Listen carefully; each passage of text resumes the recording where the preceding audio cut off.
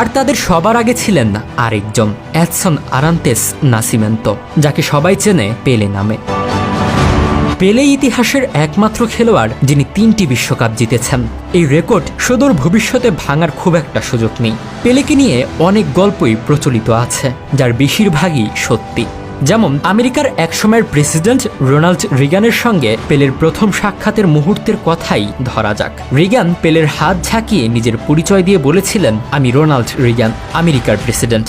আপনার পরিচয় দেওয়ার প্রয়োজন নেই, সবাই জানে আপনি পেলে।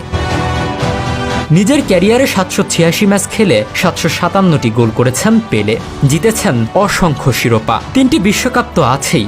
একজন ফুটবলারের ক্যারিয়ারে যা যা পেতে পারেন তার সবকিছুই পেয়েছেন তিনি। কিন্তু পেলের মাহাত্ম্য লুকিয়ে আছে ফুটবলের চেয়েও বড় জায়গায়।